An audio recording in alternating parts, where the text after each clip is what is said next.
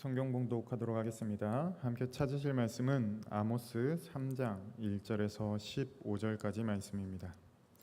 제가 가진 성경으로 구약 1276쪽에 있습니다.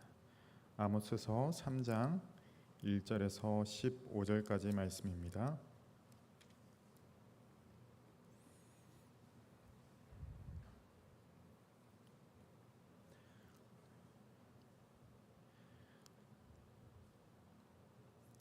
한 절씩 교독하도록 하겠습니다. 이스라엘 자손들아, 여호와께서 너희에 대하여 이르시는 이 말씀을 들으라.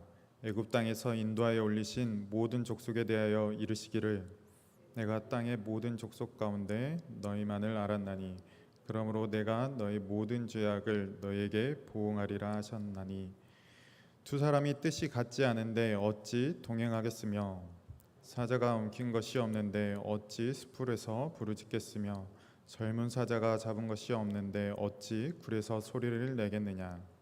덫을 땅에 놓지 않았는데 새가 어찌 거기 치이겠으며 잡힌 것이 없는데 덫이 어찌 땅에서 튀겠느냐. 성읍에서 나팔이 울리는데 백성이 어찌 두려워하지 아니하겠으며 여호와의 행하심이 없는데 재앙이 어찌 성읍에 임하겠느냐. 주 여호와께서는 자기의 비밀을 그 종 선지자들에게 보이지 아니하시고는 결코 행하심이 없으시리라. 사자가 부르짖은즉 누가 두려워하지 아니하겠느냐. 주 여호와께서 말씀하신즉 누가 예언하지 아니하겠느냐. 아스돗의 궁궐들과 애굽 땅의 궁궐들에 선포하여 이르기를 너희는 사마리아 산들에 모여 그 성 중에서 얼마나 큰 요란함과 학대함이 있나 보라 하라. 자기 궁궐에서 포악과 겁탈을 쌓는 자들이 바른 일 행할 줄을 모르느니라. 여호와의 말씀이니라. 그러므로 주 여호와께서 이와 같이 말씀하시되 이 땅 사면에 대적이 있어 내 힘을 쇠하게 하며 내 궁궐을 약탈하리라. 여호와께서 이와 같이 말씀하시되 목자가 사자 입에서 양의 두 탈이나 귓조각을 건져낸과 같이 사마리아에서 침상 모서리나 걸상의 방석에 앉은 이스라엘 자손도 건져냄을 입으리라. 주 여호와 만군의 하나님의 말씀이니라. 너희는 듣고 야곱의 족속에게 증언하라. 내가 이스라엘의 모든 죄를 보응하는 날에 베델의 제단들을 벌하여 그 제단 내 뿔들을 꺾어 땅에 떨어뜨리고 15절 함께 읽겠습니다. 겨울궁과 여름궁을 치리니 상하궁들이 파괴되며 큰 궁들이 무너지리라. 여호와의 말씀이니라. 아멘. 저희는 지난주에 아모스가 남유다와 북이스라엘이 저지르는 죄를 고발하고 그들에게 경고하고 있는 모습을 보았습니다. 특별히 북이스라엘에서 활동한 아모스는 다른 어떠한 나라보다 북이스라엘의 죄들에 대해 더 구체적으로 이야기를 해주었습니다. 아모스는 고발 이전에 하나님께서 베풀어 주셨던 은혜에 대해서 먼저 이야기를 했습니다. 이스라엘은 하나님으로부터 은혜를 받았기 때문에 다른 민족들보다 더 큰 책임이 요구되었습니다. 하나님께서 베풀어 주신 은혜에 합당한 모습, 그들이 받은 율법에 따른 삶을 이스라엘은 살아야 했습니다. 그런데 그 말씀을 듣지 않았습니다. 북이스라엘은 자신들이 가진 힘, 권력자들은 자신들이 가진 힘으로 가난한 자들을 짓밟았습니다. 옛적 자신들이 종으로 있을 때 힘과 돈이 없을 때의 비참한 삶을 기억하지 못하고 어느새 이방 나라들과 별반 다를 것 없는 모습으로 살아가고 있었습니다.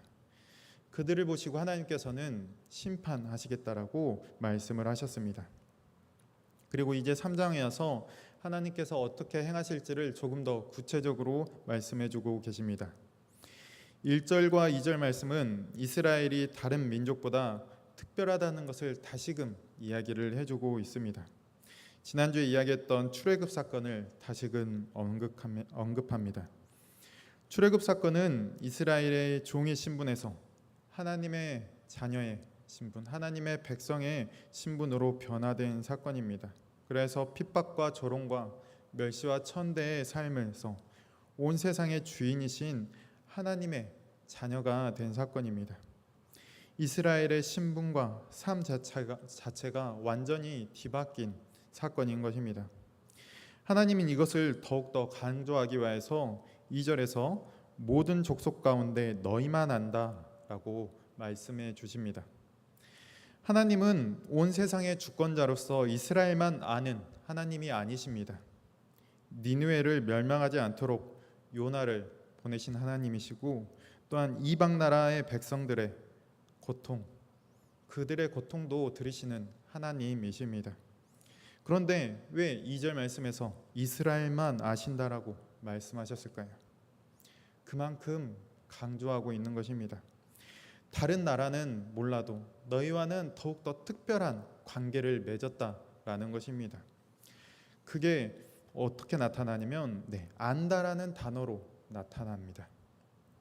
이 안다라는 단어는 많이 들어보셨을 히브리어 야다라는 단어입니다. 이 야다라는 단어는 일반적으로 사용될 때는 남녀 간의 정말로 친밀한 관계를 나타낼 때 사용이 됩니다. 그런데 이 단어가 오늘 말씀과 같이 출애굽과 관련되어서 사용이 되는 경우에는 언약을 맺은 관계로 사용이 됩니다. 즉 하나님께서 이스라엘 너와만 언약을 맺었다라는 것입니다. 그렇게 하나님과 이스라엘은 특별한 관계가 되었습니다. 이 언약이라는 특별한 관계를 이제 잘 지켜나가야 하는 것입니다. 하나님께서는 이것을 계속해서 지켜나가라고 출애굽기 그리고 신명기, 시편 등을 통해서 계속해서 이야기를 해주셨습니다. 그 중에서 한 말씀만 저희들 찾아서 읽어보면 좋겠습니다. 출애굽기 19장 4절에서 6절 말씀인데요. 이제 화면을 통해서 함께 읽도록 하겠습니다. 내가 애굽 사람에게 어떻게 행하였음과 내가 어떻게 독수리 날개로 너희를 업어 내게로 인도하였음을 너희가 보았느니라. 세계가 다 내게 속하였나니 너희가 내 말을 잘 듣고 내 언약을 지키면 너희는 모든 민족 중에서 내 소유가 되겠고 너희가 내게 대하여 제사장 나라가 되며 거룩한 백성이 되리라. 너는 이 말을 이스라엘 자손에게 전할지니라. 하나님께서 이 말씀을 딱 한 번만 해주신 것이 아니고 이와 비슷한 말씀을 계속해서 이스라엘 백성들에게 해주셨습니다. 이스라엘은 이 하나님의 말씀을 경청하여 잘 들어야 했습니다. 다른 누구도 아닌 그들을 구원하여 주신 종에서 자녀 삼아 주신 여호와 하나님의 말씀이기 때문입니다. 그런데 이스라엘은 이 하나님의 말씀을 듣지 아니하였습니다. 하나님을 철저히 무시하고 멸시했던 것입니다. 사람과 사람과의 관계에서도 무시를 당하면 견뎌내는 것이 쉽지 않습니다. 그런데 하나님께서는 자신의 백성, 자신의 자녀에게 지금 무시를 당하고 있습니다. 한두 번 당한 것이 아니고 계속해서 무시를 당하고 있었던 것입니다. 그래서 하나님께서는 자신의 자녀인 이스라엘 백성들을 심판하겠다라고 말씀하십니다. 화가 나셨다라고 해서 무조건적으로 그들을 치겠다, 그들을 멸하겠다라고 말씀하신 것이 아니라 언약을 지키지 못한 그들의 책임을 묻는 것입니다. 그것이 오늘 1절과 2절에서 이야기해 주는 내용입니다. 3절에서 8절까지는 그들이 왜 심판을 받는 것이 당연한 것인지를 설명해 주는 표현들이 계속해서 나열되고 있습니다. 동일한 의미의 말이 반복되어지고 있기 때문에 3절과 4절 말씀만 다시금 읽어보면 좋겠습니다. 3절과 4절 함께 읽겠습니다. 두 사람이 뜻이 같이 하는데 어찌 동행하겠으며 사자가 엉킨 것이 없는데 어찌 수풀에서 부르짖겠으며 젊은 사자가 잡은 것이 없는데 어찌 굴에서 소리를 내겠느냐. 어떤 일이 발생했다라는 것은 그에 따른 원인이 있다라는 것입니다. 우리나라 속담에도 비슷한 말이 있죠. 아니 땐 굴뚝에 연기가 나랴. 굴뚝에 연기가 난다라는 것은 불을 피웠다는 것입니다. 그런 의미로 이스라엘 너희가 이제 하나님의 심판을 받는 것은 너희가 언약을 파기하고 하나님을 무시하고 죄를 저질렀기 때문이다라고 알려주는 것입니다. 그런데 이러한 선언, 심판의 선언은 전혀 새로울 것이 없습니다. 하나님께서는 자신의 뜻을 특별히 오늘 말씀과 같이 심판에 대한 뜻을 언제나 알려주시기 때문입니다. 하나님은 인간들이 몰라도 될 그냥 자신들의 죄로 죽어 마땅한 일들을 7절에서처럼 선지자를 통하여서 알려주십니다. 요나에게 니느웨가 심판당할 것을 알려주셨고, 또한 노아에게 홍수 사건을 미리 알려주셨습니다. 아브라함에게는 소돔에 임할 심판을 미리 알려주셨습니다. 이렇듯 하나님께서는 굳이 알려줄 필요 없는 심판을, 그들의 죄로 말미암아서 당할 심판을 미리 알려주십니다. 하나님께서 왜 자신의 심판을, 알려줄 필요도 없는 그 심판을 미리 알려주시는 것일까요? 그것은 들으라는 것입니다. 선지자를 통한 여호와 하나님의 말씀을 들으라는 것입니다. 듣고 나서 무엇을 원하시는 것입니까? 회개하여서 그 심판을 피할 것을 하나님께서는 원하고 계시는 것입니다. 성도 여러분, 경찰이 범죄 신고를 받고 출동을 할 때 조용히 가서 범인을 잡아도 되는데 종종 사이렌을 울리면서 가는 경우들이 있습니다. 어떠한 경우에 그러하냐면 피해자가 위험한 상황에 처해 있어서 어떠한 큰 일을 당할 위험에 처해 있으면 사이렌을 울리면서 갑니다. 범인에게 그 사이렌 소리를 듣고 알려주는 것입니다. 더 악한 일, 더 큰 죄를 짓지 말고 사이렌 소리를 듣고 그냥 도망가라고 알려주는 것입니다. 하나님께서 지금 경고를 하신 이유가 바로 이것입니다. 죄를 멈추라고 하나님께서 선지자를 통하여서 사이렌을 울리는 것입니다. 귀 있는 자들은 선지자를 통하여서 그 이야기를 들을 것이고, 귀가 없는 자들은 악에 빠져서 이제 하나님의 심판을 받을 것입니다. 9절에서부터는 하나님의 말씀을 듣지 않는, 선지자의 경고를 듣지 않는 이스라엘을 고발하는 내용이 나옵니다. 아모스는 이스라엘을 고발하는 과정에서 잔인함과 포악을 일삼았던 두 나라 아스돗과 애굽의 왕들을 초대합니다. 그래서 그들이 잘 볼 수 있도록 사마리아의 산에 올라가서 지금 사마리아 궁궐 안에서 일어난 일들을 보라고 이야기합니다. 이들이 이스라엘에서 어떠한 광경을 보게 될까요? 그건 9절에서 말하는 큰 요란함과 학대함을 보게 됩니다. 요란함은 불안과 공포의 상황을 말해줍니다. 학대는 억압당하는 상황을 말합니다. 즉 지금 사마리아 궁궐 안에서 불안과 공포 속에서 억압을 당하는 사람들이 있다라는 것입니다. 지금 이스라엘이 어떠한 시대입니까? 전쟁을 치르는 중이 아닙니다. 경제적으로 불안한 상황도 아닙니다. 이 당시 이스라엘은 그 어느 때보다도 풍요로운 시대입니다. 그렇다면 그 안에 어떠한 돈으로 말미암아서 아니면 재물로 말미암아서 불안할 것도 억압당할 일도 없어야 합니다. 그런데 그 안에는 10절에서 말하는 것처럼 포악과 겁탈이, 자신의 힘을 이용해서 다른 사람들을 잔인하게 때리고 빼앗는 일들이 너무나도 많이 있었습니다. 왜 이런 일들이 벌어지는 것일까요? 이미 풍족함에도 불구하고 말입니다. 그건 인간의 욕심이 끝이 없기 때문입니다.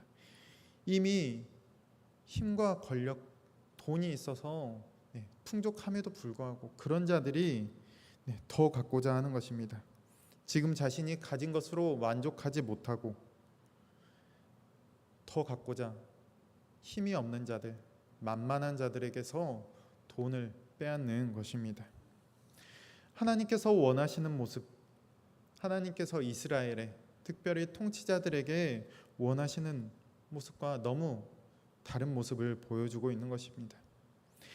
에스겔서에 보면 권력을 가진 자들, 힘이 있는 자들, 통치자들이 어떻게 행해야 되는지를 말해주고 있습니다. 에스겔 45장 9절 말씀인데요. 저희들 화면을 통해서 함께 읽도록 하겠습니다. 주 여호와께서 이같이 말씀하셨느니라. 이스라엘의 통치자들아, 너희에게 만족하니라. 너희는 포악과 겁탈을 제거하여 버리고 정의와 공의를 행하여 내 백성에게 속여 빼앗는 것을 그칠지니라. 주 여호와의 말씀이니라. 통치자들은 포악과 겁탈을 제거하고 정의와 공의를 행해야 합니다. 즉 사마리아 궁궐에서 지금 행해져야 할 일들은 포악과 겁탈이 아니라 정의와 공의인 것입니다. 즉 권력이 존재하는 이유는 정의와 공의를 잘 이루는 데에 있습니다. 자신들의 배를 채우라고 그 권력이 있는 것이 아닌 것입니다. 그런데 이스라엘의 통치자들은 자신들의 배만 불리고 있습니다. 그래야 해서 9절과 10절에서 고발을 당하고 아스돗과 애굽의 통치자들이 증인으로서 그 모습을 지켜보고 있는 것입니다. 11절에서 그러므로라고 시작을 합니다. 이전에 앞에 잘못한 것들, 포악과 겁탈로 말미암아서 이제 하나님께서 그들에게 심판을 내리겠다라고 하는 것입니다. 하나님의 심판으로 이스라엘 땅 사면에 대적들이 쳐들어와서 그들을 공격할 것입니다. 이에 이스라엘은 버티지 못하고 풍요로 화려했던 궁궐들이 약탈을 당할 것입니다. 하나님의 심판의 처참함이 어떠할지 12절에서 이야기해주고 있습니다. 12절 제가 읽어드리겠습니다. 여호와께서 이와 같이 말씀하시되 목자가 사자 입에서 양의 두 다리나 귓조각을 건져낸과 같이 사마리아에서 침상 모서리나 걸상의 방석에 앉은 이스라엘 자손도 건져냄을 입으리라. 목자가 사자 입에서 양을 꺼내는데 그 남은 게 고작 두 다리와 귓조각밖에 없습니다. 형체를 알아보지 못할 정도로 처참한 상태로 이스라엘이 남겨질 것이다 라는 것입니다. 동일한 의미로 온전한 침상과 걸상이 아니라 침상의 모서리 그리고 걸상의 방석에 앉은 이스라엘만 남을 뿐입니다. 이 말씀은 양의 다리가 남아있기에 귀가 남아있기에 괜찮다라고 하는 말씀이 아닙니다. 분명 이스라엘이 하나님의 심판으로 말미암아서 남는 그들 가운데 남는 자들이 있을 것입니다. 그런데 모든 것이 다 끝난 시점에서 다리만 남는다라고 귀만 남아 있다라고 그게 무슨 소용이 있겠습니까? 오늘 말씀 14절에서는 먼저 이 하나님의 심판이 어디에 임할지를 이야기해 주는데 베델의 제단에 임할 것이다라고 말해 줍니다. 베델은 이스라엘이 남유다와 북이스라엘로 나누어지고 예루살렘 성전이 남유다에 있었기 때문에 북이스라엘에서는 하나님께 제사를 드리기 위해서 따로 세운 곳이 이 베델입니다. 즉 북왕국의 중심이 되는 곳이 이 베델이라는 곳입니다. 하나님께서는 그곳을 먼저 심판하시겠다라고 이야기하십니다. 하나님께서 어떻게 심판하시냐면 제사를 드리기 위해 쌓아놓은 제단의 뿔을 꺾어서 땅에 떨어뜨린다라고 말씀하십니다. 이것은 하나님께서 이스라엘이 드리는 베델에서 드리는 제사를 받지 않겠다라는 것입니다. 레위기에 보면 제사를 드릴 때 제물의 피를 가져다가 제단의 뿔에 바르라고 말을 해주고 있습니다. 이 행위는 이스라엘이 죄사함을 받는데 필요한 과정이었습니다. 하지만 하나님께서 그 뿔을 꺾으심으로 이러한 제사를 드리지 못하게 하겠다라는 것입니다. 즉 그들의 죄를 용서하지 않겠다라고 말씀해 주시는 것입니다. 지금 이스라엘 가운데에서는 제단이 세워지고 하나님 앞에 예배를 드리지만 그 기능이 제대로 발휘되지 못해서 하나님께서 그 제단을 꺾겠다라고 말씀하고 계시는 것입니다. 지난주에 살펴봤지만 제단 앞에서 어떠한 일들이 벌어지고 있었습니까? 돈 많은 사람들이 가난한 자들의 옷을 돌려주지 아니하고 바닥에 깔고 그 위에 누워서 포도주를 마시면서 잔치를 열고 있었습니다. 가장 거룩하고 가장 옳은 모습을 보여야 하는 그곳에서 오히려 사치와 향락, 폭력이 나타나고 있었던 것입니다. 문제는 종교 지도자들이 그 모습을 보고서 가만히 있었다라는 것입니다. 그래서 하나님께서도 이스라엘을 심판하시는 데 있어서 가장 먼저 베델을, 제단을 꺾겠다라고 말씀하시는 것입니다. 이스라엘이 타락해져 갈 때, 통치자들이 타락해져 갈 때 가장 마지막 보루, 종교 지도자들만큼은 경건을 지키고 그러한 악한 세상에서 하나님의 온전한 말씀을 선포해야 했습니다. 그런데 지금 이스라엘 가운데서는 종교 지도자들도 마찬가지로 악한 길을 따라 살아가고 있었던 것입니다. 하나님께서는 그만큼 큰 책임이 있는 종교 지도자들을 가장 먼저 치겠다라고 오늘 말씀을 해주고 계시는 것입니다. 큰 책임이 있는 그 역할을 감당하지 못한 이스라엘, 그리고 종교 지도자들을 하나님께서는 가장 먼저 치십니다. 이 말씀 앞에서 어쩌면 저희도 자유롭지 못할 것 같습니다. 하나님께서 이스라엘을 아신 것과 같이 저희 또한도 아시기 때문입니다. 저희들은 예수 그리스도를 통하여서 하나님과 만나고 하나님과 아는 관계가 되었습니다. 그렇게 저희 또한도 하나님께서 이스라엘에게 바라시는 정의와 공의를 따르는 삶, 이 세상의 가치관과는 다른 하나님의 말씀에 따른 올바른 삶을 원하고 계십니다. 그리고 우리 개인적인 신앙을 넘어서서 우리 교회가, 한국 교회가 그 일을 감당하기를 온전히 바라고 계십니다. 그런데 저희들의 삶을 돌아보면 어떻습니까? 우리 개인의 신앙도 지키기 힘들어서 매우 힘겨운 삶을 살아가고 있습니다. 한국 교회도 마찬가지입니다. 세상이 교회를 걱정할 만큼 한국 교회가 많이 어두운 길, 타락한 길을 걸어가고 있습니다. 우리의 믿음이 한국 교회가 계속해서 이러한 길을 걸어간다라고 한다면 이스라엘에 지금 내려지는 심판이 머지않아 저희들에게도 내려질 것입니다. 15절에 보면 제단을 넘어서서 왕실에 대한 심판이 내려집니다. 여름궁과 겨울궁, 상하궁, 큰 궁들, 이러한 궁들에게 심판이 내려집니다. 이스라엘 가운데 이러한 여러 궁들이 있다라는 것, 그리고 귀한 재료로 호화롭게 꾸며진 궁들이 있다라는 것은 그들 가운데 얼마나 사치와 향락이 많이 있음을 알 수 있습니다. 지금 이스라엘 안에는 핍박을 받는 자들이 있습니다. 추운 저녁에 덥고 잘 겉옷을 빼앗겨서 고통 가운데 살아가고 있는 자들이 있습니다. 그런데 이스라엘의 지도자들은 궁궐을 여러 개 짓기에, 큰 궁궐을 짓기에, 좋은 재료로 그 궁궐을 꾸미기에 여념이 없는 상황인 것입니다. 백성들의 삶을 돌봐야 할 통치자들이 자신들의 역할을 제대로 감당하지 못하고 있습니다. 하나님께서는 그러한 모습을 더 이상 지켜보지 못하겠다라고, 다 무너뜨리겠다라고 말씀하십니다. 이스라엘은 아모스를 통하여서 전해지는 이 하나님의 말씀을 들어야 했습니다.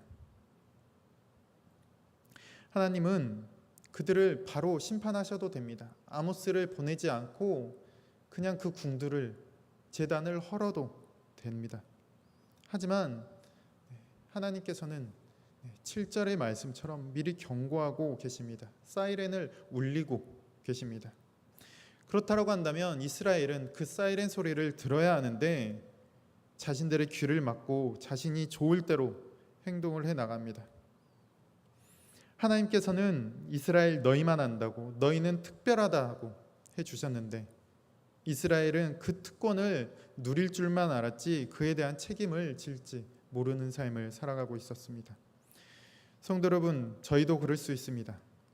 매주 예배를 드리지만 매일 새벽 예배를 드리며 하나님의 말씀을 듣지만 저희 또한도 귀를 닫고 그냥 살아가고 있는지 모릅니다.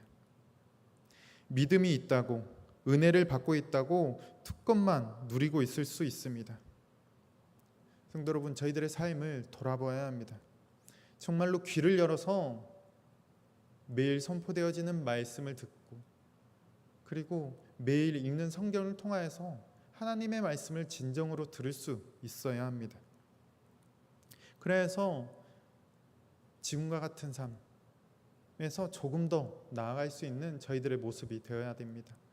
이 세상의 불의함, 악한 것들을 가만히 두고 보는 것이 아니라 그리스도의 모습으로서 선한 영향력을 끼칠 수 있어야 됩니다. 성도 여러분, 부유하다고 사치를 부릴 수 있는 것 아닙니다.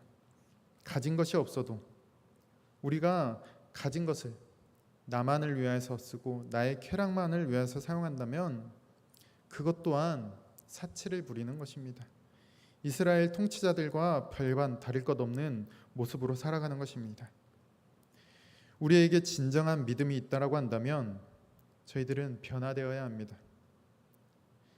불의한 일에 눈을 감고 있고 그것에 동참하는 것이 아니라 소리를 내어서 이 땅에 하나님께서 원하셨던 정의와 공의가 바로 세워지기를 소망해야 됩니다.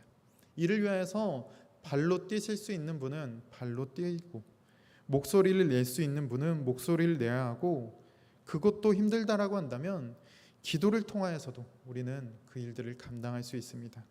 어떠한 방법이 되었든지 우리는 우리에게 주어진 사명을 온전히 감당해내야 되는 것입니다. 성도 여러분, 우리 가운데 불의한 일이 어디 있습니까? 눈을 조금만 돌려보면 이 세상 가운데 불의한 일들이 너무나도 많이 있습니다. 그러한 세상 가운데 어떠한 목소리를, 어떠한 기도를 하고 계십니까? 우리가 목소리를 내지 않는다면, 기도하지 않는다면 이스라엘에게 내려진 심판이 머지않아 저희들에게도 내려질 것입니다. 성도 여러분, 하나님은 저희들 개인만 잘 살아가기를 원하시는 것이 아닙니다. 저희들이 그리스도인으로서의 사명을 온전히 감당하고 이 세상을 하나님 나라로, 정의와 공의가 이 땅 가운데 하나님의 통치가 온전히 이루어지는 그러한 나라로 변화되기를 원하십니다. 그러한 사명이 우리들에게 주어졌습니다. 그러한 사명을 온전히 감당하시는 성도님들이 되시기 바랍니다. 기도로서, 발로 뜀으로, 목소리를 내므로 그러한 일들을 온전히 이루는 우리 성도님들이 되시기를 간절히 소망합니다. 기도하겠습니다. 사랑과 은혜가 풍성하신 하나님 아버지, 오늘 하루도 저희들을 지켜주시고 주님의 말씀을 들을 수 있도록 이 자리로 불러주신 감사드립니다. 주님, 그러나 저희들 매일 듣는 이 말씀이 정말로 저희들의 삶을 변화시키고 저희들의 삶을 움직이는지 돌아보게 도와주시옵소서. 그래서 혹 변화되지 않고 매일 똑같은 삶을 살아가고 있다라고 한다면 이 순간부터는 변화되어서 하나님 나라를 위한 일들을 해나갈 수 있도록 주님 도와주시옵소서. 우리 주위에 불의한 일은 없는지, 가난한 자들이 억압받는 일은 없는지 돌아보는 신앙이 되게 하셔서 이 땅 가운데 정의와 공의를 위한 일들을 위해서 힘쓰는 자들이 되게 도와주시옵소서. 우리들이 할 수 있는 일들을 찾아서 하게 하시고, 우리들이 힘이 없어서 몸이 좋지 않아서 할 수 없다라고 한다면 기도로서 그 일들을 온전히 감당할 수 있도록 주님 도와주시옵소서. 저희들 정말로 주님께서 그 일들 위하여서 이 땅 가운데 세우셨사오니, 하나님의 복음을 알게 하셨사오니 그 일들을 온전히 감당하는 저희들 될 수 있도록 도와주시옵소서. 그런 능력과 힘을 허락하실 것을 믿사오며 예수님의 이름으로 기도드립니다. 아멘.